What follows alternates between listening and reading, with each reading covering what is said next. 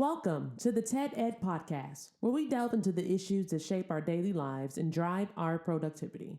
We confront topics that matter deeply to all of us, from healthcare and affirmative action to voting rights and monetary success and failure. We cover it all. And yes, we dive into the complex world of politics, exploring how our country has evolved from slavery to the 21st century. Our content is crafted with care and expertise, drawing from years of experience in these critical areas. We invite you to give the TED Ed podcast a listen. You won't be disappointed. Share your thoughts with friends and confidants, and don't forget to like, comment, and share our episodes. Your engagement helps us grow and reach more listeners. Are you passionate about these topics? Do you have unique insights to share? You could be one of our guest speakers. Drop us a line, send an email, or leave a comment. All requests will be considered. Join us on this journey of exploration and understanding. This is the TED Ed Podcast. Thank you, and enjoy the show. All right. Good afternoon, folks. We're here at the Ted and Ed show, minus the Ted. Oh, man. I wish my old boy luck out there on his vacation, family reunion, and everything. Ted, we're going to miss you, my friend. Anyway, let's get started here. Ah, First thing that I want to talk about is the trade between Canada and United States. For some reason or another, we are leaving our girlfriend on the southern border and everything out of this whole thing. She's not very visible out there, but Canada is. And I guess the reason why Canada is because next to the United States, Canada is probably the largest trading entity and stuff on North America. They are currently number two. United States is number one. So at this point in time, Canada wants to be eventually number one because the United States is not doing very well. Our country is not doing very well in this whole trade atmosphere. Our president decided that he wanted to get rid of our open borders and stuff between Canada and the United States, and he has, in effect, hurt a lot of companies who depended upon that open border idea that was he negotiated. Really, our president negotiated that trade deal, and when he was 45, he's 47 now. He's 45. He negotiated the deal. He got rid of the North Atlanta Treaty Organization that some of the other past presidents had decided to negotiate for this country and for Mexico and for Canada. And so he did the USMC, whatever they want to call it, trade agreement when he was in term. When Biden became president, he did not bother it because guess what? All three companies were enjoying fairly decent trade.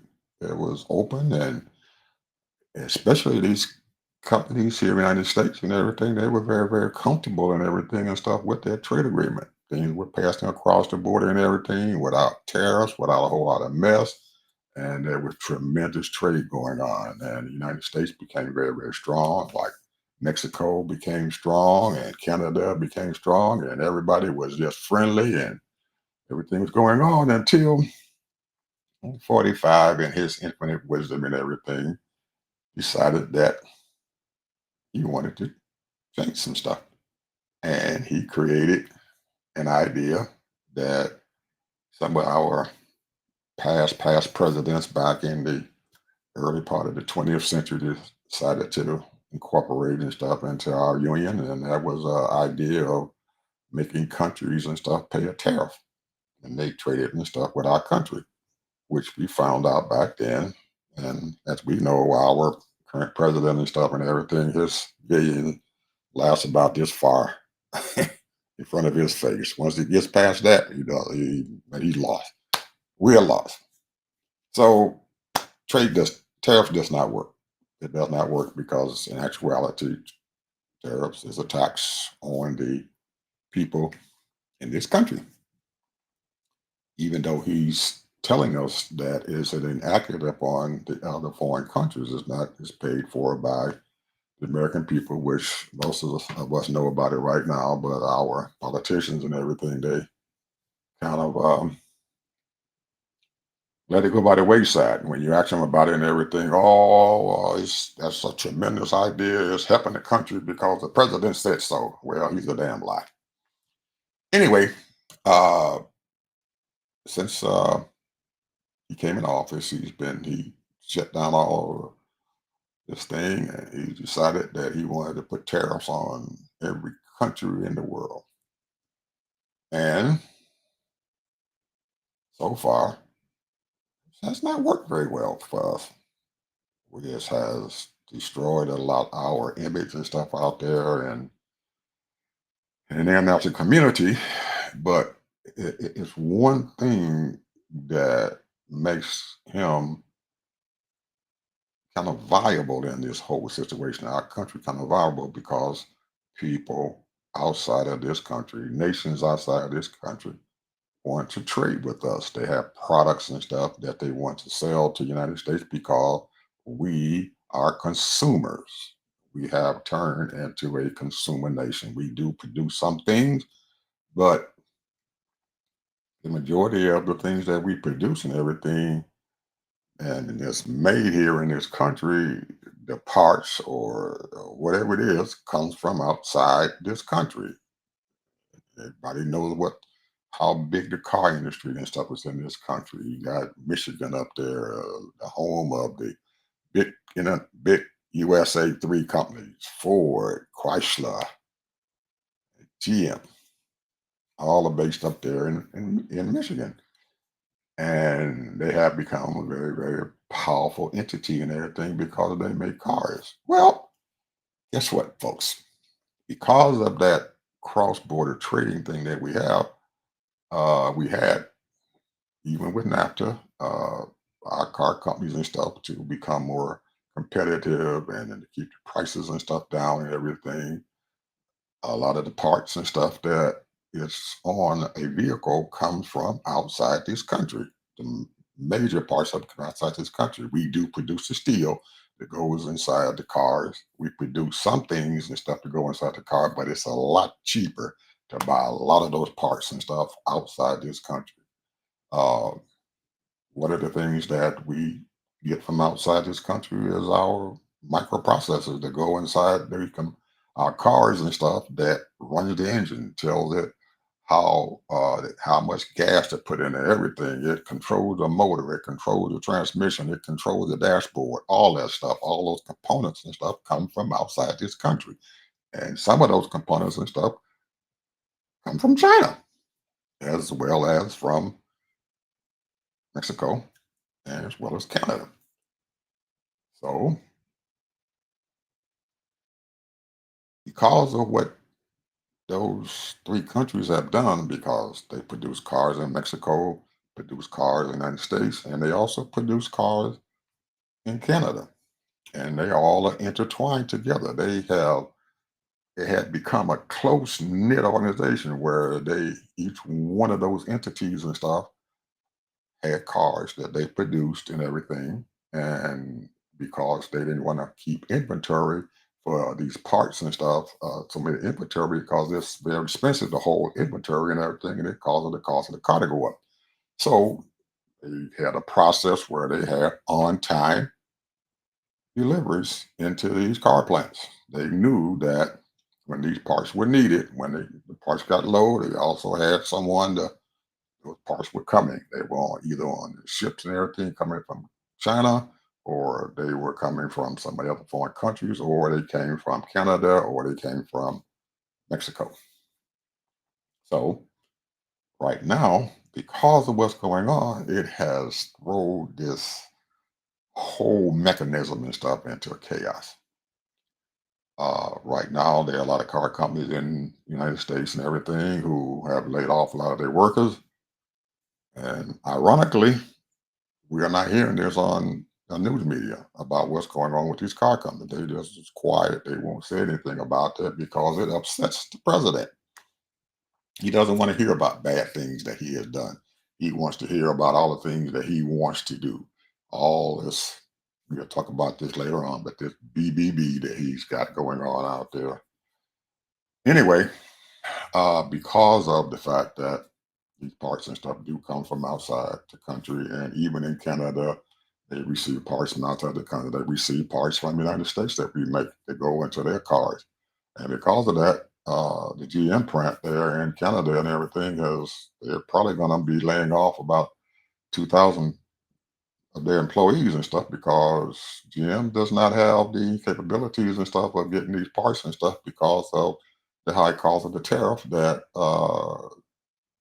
Trump has enacted upon them. So they don't want to pay the parts, the tariff and everything because it's going to increase the cost of the car. So GM, who is based in the United States and have their plants in Canada, right, we're going to have to lay off 2,000 employees. Well, Canada has a new prime minister, Mark Carney. He was elected in March as the president, as the prime minister, I'm sorry. And Canada has their government consists of a prime minister who's in charge of the whole country, but they also have province managers, the governors, and everything that govern each one of their provinces. So they all have to work in coordination and everything. So um, it's behoving upon them to try to settle this trade thing with the United States, and that's the power and stuff, and that's the the ace in the hole that the president and stuff holds here because he has a few aces in his quill, a few arrows and stuff sitting in his quill that he can shoot, and these other countries and stuff know it. But most of these countries now are slowly, I mean, when I say slowly, they are slowly divesting themselves from the United States. And we become slowly a country that's being isolated. People are avoiding us. And eventually, this crisis and stuff is going to hit us so hard, we're not going to be able to come back from it. Right now, if he ended this whole crisis thing, it would probably help. But knowing down on he is not going to do that, he is not going to allow his tariff idea to go away because he thinks it's a brilliant idea, and his trading folks and everything think so also. The Treasury Secretary, old Lutnick and everything. Those guys are crazy. They are really actually crazy and they're stupid and they're following in his footsteps instead of letting him know that, hey, we need to do something about this. Hopefully, I think Mark Carney wants to try to continue to maybe create a trade agreement and stuff with the United States. Well, last week, our esteemed president, who has no idea what the hell he's doing, was told that Canada has a progressive tax that they have put upon American products and stuff that are being distributed and stuff into his in the country of Canada. And it's not a product thing, it's a technological thing. So they're taxing some tech companies and stuff that are operating in the United States like Google and Meta and all of that. Well, he got upset about it when he found out about it and said, well, we're not going to do anything with it. We don't cancel our trade agreement until they cancel that tax. So Mark Carney decided that he wanted to cancel that tax. Well, it pissed off a few Canadians and stuff because they thought that he was capitulating and stuff to Donald Trump because actually Donald Trump said it. He gave up. We took him in. He told him better do it, and he gave up the quill. Well, guess what, folks? I thought also. But sometimes when you do things and stuff, you have to understand why people done something. And the main part of it and stuff, and any negotiations are out there, you have to know your enemy, and you have to know what battles to fight. Well, the money that they were talking about, they were bringing in to the country of Canada from these technological folks and everything were pittance compared to negotiating a contract and everything to keep his car companies and some of the workers and stuff out there in the industry and everything working, because it meant a lot to have them. You're talking billions and billions of dollars and stuff that were being lost by the workers and stuff there in Canada, and you're only talking maybe $1 billion at the most and stuff that he was going to get from this tariff, progressive tariffs from the tech companies. So, hey, you'd rather try to get that billions and billions of dollars instead of just and lose that 1 billion, which you can probably get back if he negotiates a good trade agreement. So the Canada's next week is supposed to be coming back to the trading table, and they have this artificial date that they have, and that artificial date is to have this thing done by July 21st. Well, we have shot by so many dates. They had a April date, they threw it away for negotiating for this tariff thing. And they got a one in June. They had to go again. They're going to negotiate with him. Now he's got a July date, artificial July 9th date that he's thrown out there. But with Canada and stuff, I guess they got July 21st, in which they're going to come together for a trade deal. Folks, the trade deals have not brought this country anything at all. Don't let Donald fool you. Don't let them cabinet members and Treasury Secretary fool you. We have no trade deal with any country at all. None. That deal that they keep saying that they had with China is not a deal.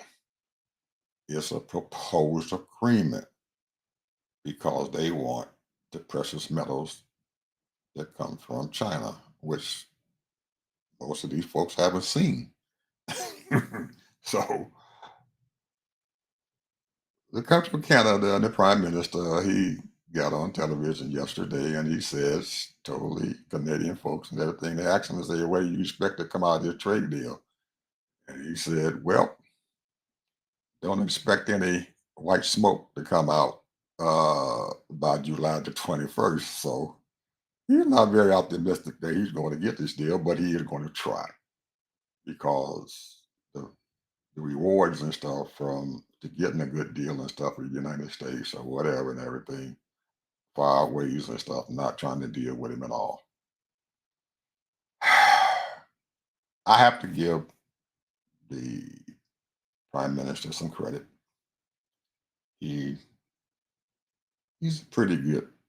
He seems to be a pretty good negotiator. He's very, very level headed. He doesn't get excited about anything. He understands the entrapments and stuff and all the mess that he can get into trying to deal with this nut here in the United States. But if he can get something and stuff done and they can keep it going for at least a year or so and everything, then they may come out a winner. But right now, if anyone knows anything about Canada and what the heck they're doing, they have a lot of stuff going for themselves. They've already signed some trade agreements with some countries and stuff. I mean, the EU have signed some trade deals and everything with them for gas and oil and all of that. Uh, Military agreements and stuff that they've signed with the EU to help protect each other. Uh, Military plane deal and everything that they've signed with the EU and everything to let them build one of the countries there in Europe to build their military planes and all of this stuff. And he's retool some of their car plants and stuff and everything to make some military vehicles and everything that their country needs instead of letting these folks here in the United States and stuff make it because we cancel those contracts and stuff there. So they are doing some things positively there and everything. They've made some deals with China and stuff to sell them oil and gas and all of that. So and also some of their farm stuff.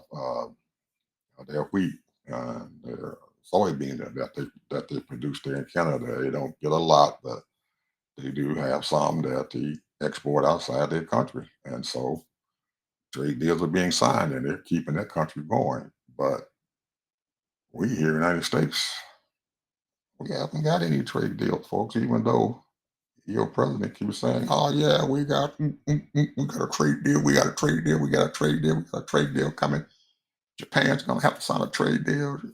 China sign a trade deal. Other fucker sign a trade deal." And each time you ask them, "What is the trade deal?" Oh well, it'll be coming up. We'll talk about it.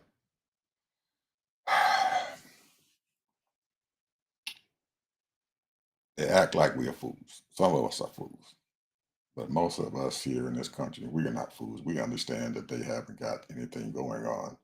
Stock market realizes that, and man, the stock market has become volatile. There's people out there, these billionaires out there, they are trading back and forth, trying to keep big money coming into their pockets and stuff. They When the stock market goes down, they're buying up everything they can at a lower price, and then when it gets back up and everything, then they'll start selling that things, and they're making billionaires are making money hand over fist because they have cash in their hands and stuff to do this, whereas Joe Blow, middle class, they don't have it because they're struggling.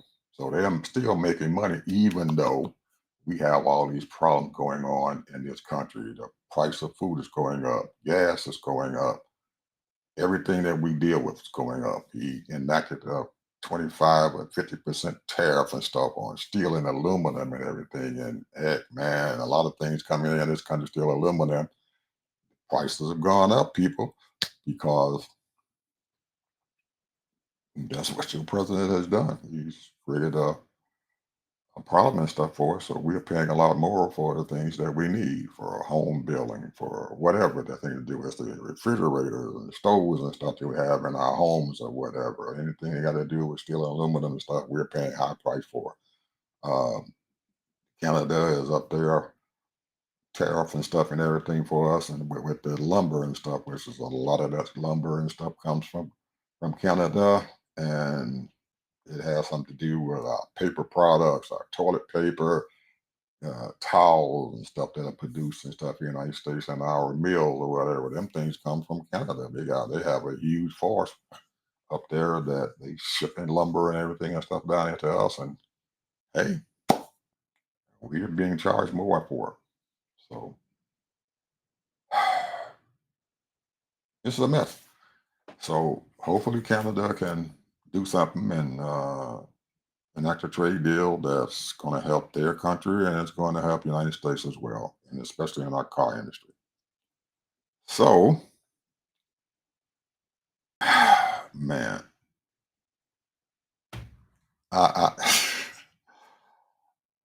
man, it is. We have so much stuff going on that it is so hard to just pick something out because everything that's going on over here is affecting our country. Man, I want to this alligator Alcatraz crap that this man has did and everything. I'm going to talk about that and stuff down the road. This thing that I want to talk about is this big, beautiful bill, this BBB that is going through our Congress. And these Republicans are sitting there playing games with our livelihood, our children's livelihood. They are mortgaging our children. I remember 10 or 15 years ago when these Republicans were screaming to high Jesus and stuff about this debt that we got in this country and everything. The Democrats and stuff is mortgaging our children and our grandchildren's lives and everything. And now they're doing the same damn thing that they said that the Democrats were doing. They have mortgaged our children's livelihood. Can you imagine having a debt of almost $40 trillion?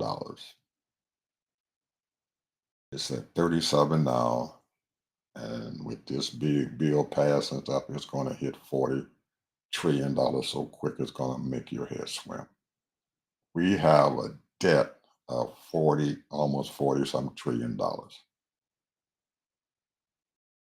A couple of days ago, one of the news people asked Donald about this $9 trillion that we had coming due for a debt payment. $9 trillion.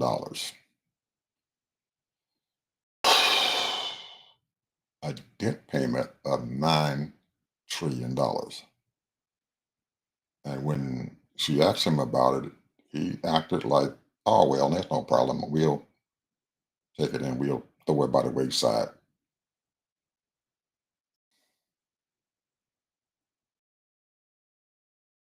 All of you people out there who own home, own your cars, own anything, and you owe on it, what do you think's going to happen when the debt collector comes and says, you owe me some money? Same thing, you owe me some money. Where is my money?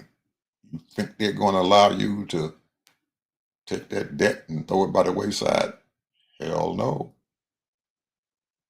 They coming to get your car. They coming to get your house. They coming to get whatever you owe them. And when they do that, they're going to lower your credit rating. So if you have to go out there and borrow anything else, you're going to pay a lot more money for it. Your interest payment's going to be very high. It's not going to be at the standard rate of maybe 5 or 6%. You're looking at paying 14, 15% interest and stuff on whatever you get. And they're not going to trust you to loan you any more money. At least I wouldn't. You become a high risk. So what do you think going to happen when we can't make this $9 trillion debt payment? You become, this country, you become a high risk. Now, you probably looking around there and say, Mr. Bishop, what the hell are you talking about and stuff? You know, the Congress people and everything, they're saying that we shouldn't be worried about that if the debt goes up and everything with this beautiful bill, even though we putting $3 trillion and stuff onto our debt, it's not going to be a problem. We're going to be okay and everything. No, we're not. And most of these folks know it. But they can do the same thing Donald's been doing. Look you in the eye and lie to you, the American people. Your Speaker of the House is looking you in the eye and lying to you. He's sitting there forcing his folks, his politicians and stuff who work with him, all the Republicans down there, he's forcing them to go ahead and sign and lie to the American people because, as the ex Senate Majority Leader would say, they'll get over it. I don't know how you're going to get over your interest rates. You're going down. I don't know how you're going to get over not being able to pay your debts. I don't know how you're going to get over that. I don't know how you're going to get over them cutting almost $1 trillion from Medicaid. I don't know how you're going to get over not having food stamps to feed your children and stuff when they get hungry. I don't know how you get over the fact and everything that you're going to have to pay more money out of your pocket and everything for everything that you do in this country. I don't know how you're going to get over the fact and everything that your dollar is not going to buy as much as it did 2 years ago, because that's what's going to happen. And if they pass this big, beautiful bill here that they got that got passed in the Senate and then goes and now it's sitting to the House and stuff because they need to reconcile that bill. The Senate took House's bill and they add some more cuts to it and everything, would send it up. So it's not the same bill. And so they passed it and sent it back over there to the House. And so the House not either going to have to accept that daggone bill and say okay and pass it, or they're going to take it and do something to it and send it and take it back to wherever they had it at before they sent it to the Senate. So it's just bouncing around and everything to see who's going to have enough balls to tell the president, we can't sign this damn thing. We can't do it. You promised the American people that they would be able to have their Medicare. You wouldn't bother their Medicare and you wouldn't bother their Medicaid, but they are. They are cutting it to Jesus and stuff so your billionaire can have a tax break. And that tax break for them is real. They want to continue the tax break from 2017 and add just a little bit more to it. But they're teasing some of you folks from out there. Well, senior citizens, they're going to have a $6,000 tax break and everything because of this bill here. Well, do you all understand that this tax break goes to the upper middle class? That it's not going to affect some of you other seniors. They're talking about seniors and stuff who are in that middle upper class tax break and everything, who got a lot of money and everything. They already have 401ks that they have coming. They have all kind of money, and they are still taking Social Security and everything. So they're giving them a $6,000 tax break because they're up in that upper range up there. So those are the ones who are getting it, not the ones who are not paying Social Security taxes on their little bitty money. If you're only getting $25,000 every year for your Social Securities and stuff and everything, it's not going to affect you because you're not paying taxes on that money anyway. Okay, sleight of hands. Mess with that accounting and stuff of it. That's how they're trying to get this thing through sleight of hands. That's like they did with Lisa Murkowski from the Senate and stuff.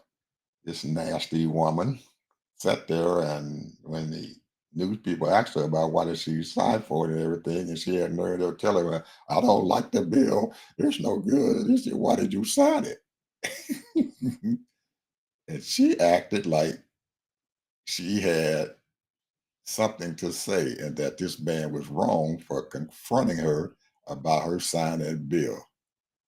Well, to get her to sign the bill, they gave some Alaskans a few tax breaks and stuff in the bill and everything, and screw the rest of this country and all the other folks, the other 17 million people who insurance is going to be taken away from them, and all of these children out there who are not going to be able to eat, screw them as long as they got a few pennies, nickels, and dimes to the Alaskans and stuff in Alaska. She went ahead and signed it and had the nerve to say, "I don't like the bill," but she signed it and had the nerve to look this man in the face and everything to ask him why he's asking her why she signed it. That he was wrong for asking her that question.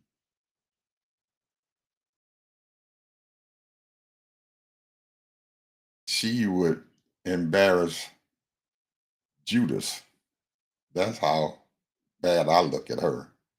And we all know who Judas was. He sold out Jesus for 30 pieces of silver. Well, she sold out the American folks and the American people out here for less than 30 pieces of silver, folks. She barely got 10 pieces of silver. So she would embarrass Judas. if,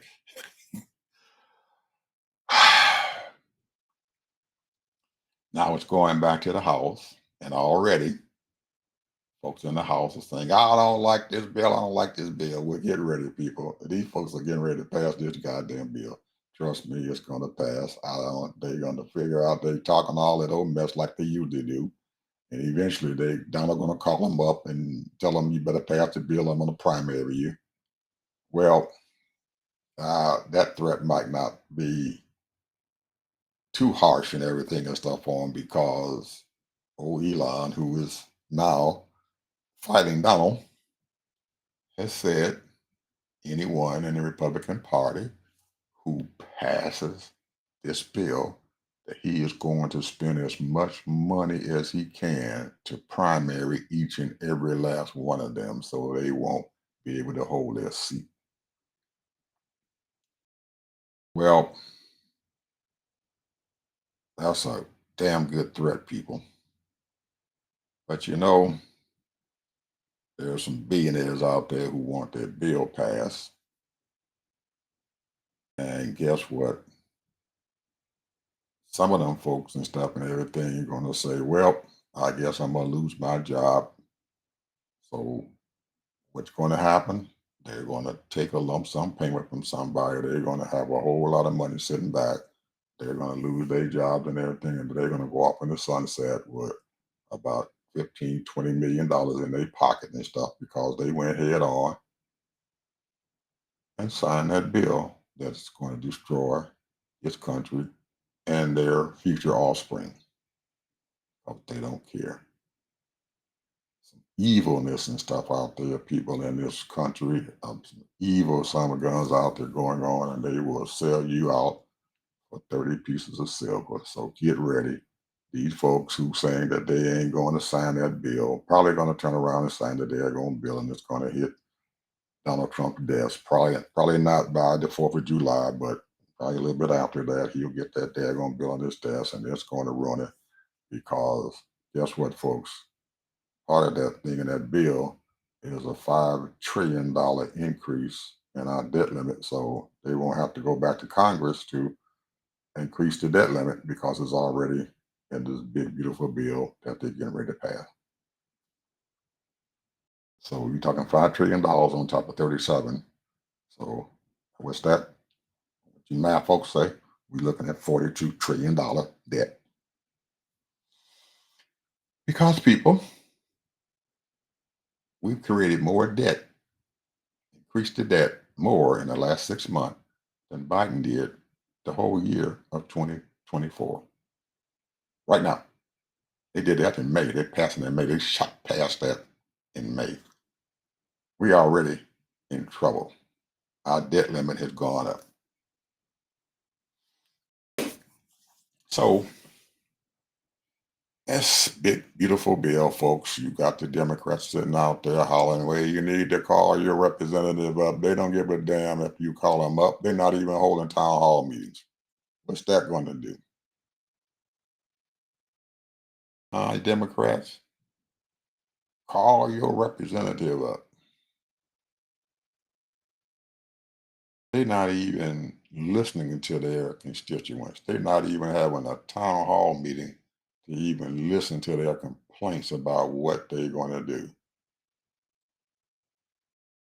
So calling them up gonna make a big difference. Get real, folks. You're fighting a battle that is unwinnable. What you need to be doing now, trying to figure out how you're going to help these folks, these 16 million people who are going to lose their daggone health care, these hospitals and stuff that's going to be shut down because they don't have the money to keep going because that's what's getting ready to happen if they cutting this much out of this daggone budget. But you know what? They've already put stopgap measures and stuff inside that bill. So a lot of these things that the Democrats are talking about that they're getting ready to do, it's going to be a slow strangling of the American people. Not going to happen right away. It's going to be a slow strangling. Each year, they're going to cut more and more and more from it. Not going to do it all at once. They're just going to cut a little bit this year, a little bit next year. And then in the midterm elections, that big old thing that they talking about going to happen, everything is not going to happen then. It's not going to happen by 2028. But right after that, they start taking more and more and more out of there. So they're squeezing almost like a python snake. He sits down there and he takes his victim, he wraps himself around him and he starts squeezing. He doesn't squeeze them off very well. He's a slow squeeze and everything till eventually they die. Well, that's getting ready to happen, people. As soon as they pass this bill, they're going to go back and they're going to be happy as a lark. And Democrats are going to be sitting down there telling the American people, yep, they put that bill out there, and the Republicans going to be sitting there laughing at them. It didn't hurt anybody. Yeah, it didn't. That's because they put the stopgap measures in there the way it's a slow squeeze. It's not an immediate thing going ready. getting ready to happen. And the Democrats say this, tell the American people what to expect. You're not going to get the full effect of this cropping stuff until 2028. And after that, it's coming, but it's not going to happen immediately. The whole thing not going to happen. They're not going to cut all that stuff from Medicaid right away. It's a slow cut that they're going to take and stuff out of it, people. Okay, Democrats, tell the truth. Tell the people the truth. That's all you have to do. Folks, this is my time for today. Thank you for listening to what I got to say because, hey, let's get ready, people. We are in for a treat here. This bill is going to pass. I don't know what we're going to do about it, but it's going to pass, and we better get down there and start saying something and doing something about it. Get ready, get your folks ready, get your constituents ready because it's going to hit the fan here. And we're going to be in so much debt that we are not going to be able to get out of it. And it is going to hurt the crap out of this country. Get ready, people. Thank you.